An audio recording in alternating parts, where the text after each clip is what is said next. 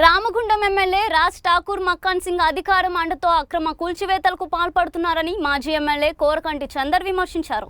గోదావరి కనిలోని ఏర్పాటు చేసిన మీడియా సమావేశంలో ఆయన మాట్లాడుతూ గత 2 ఏళ్లుగా వ్యాపారులకు ఎలాంటి ముందస్తు సమాచారం ఇవ్వకుండా అర్ధరాత్రి వేళల్లో కూల్చివేతలు చేపట్టడం దుర్మార్గమని అన్నారు. నష్టపోయిన వ్యాపారులకు తక్షణమే పరిహారం అందించాలని, సింగరేణి నిర్మిస్తున్న షాపింగ్ కాంప్లెక్స్ గదులను వారికి ఉచితంగా కేటాయించాలని ఆయన డిమాండ్ చేశారు.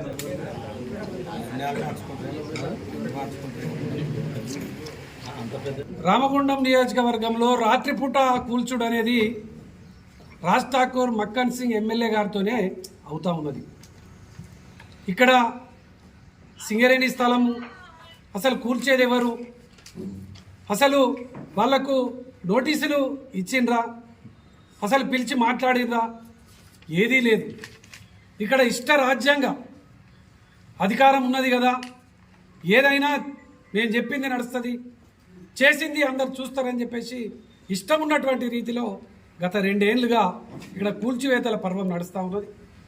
దీన్ని మేము తీవ్రంగా ఖండిస్తూ అనేక సందర్భాలలో డిమాండ్ చేసినా ఇప్పటి వరకు దాని మీద మాత్రం సమాధానం చెప్తలేరు వీళ్ళు.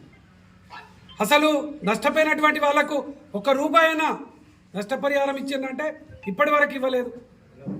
మరి కూల్చేది ఎవరు అని ఒక ప్రకటన చేశారంటే ఎమ్మెల్యే చేయడు, అధికారులు చేయరు. దొంగతనంగా ఈ కూల్చున్నటువంటి వాటి మీద బీఆర్ఎస్ పార్టీ ఇలా తీవ్రంగా దాని మీద వ్యతిరేకిస్తూ ఇలా నిర్వాసితులకు ఏదైతే బాధితులకు అండగా నిలుస్తూ ఉన్నది. వాళ్లకు నష్టపరిహారం తప్పకుండా చెల్లించాలి.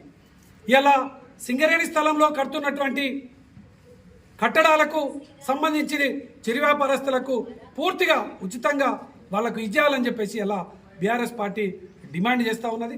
తప్పకుండా దీని మీద సింగరేణి యాజమాన్యం తగిన నిర్ణయం తీసుకపోతే తప్పకుండా సింగరేణి యాజమాన్యం మీద తీవ్రమైనటువంటి ఆందోళన కార్యక్రమాలకు బీఆర్ఎస్ పార్టీ తీసుకోబోతుందని కూడా ఈ సందర్భంగా తెలియజేస్తాము.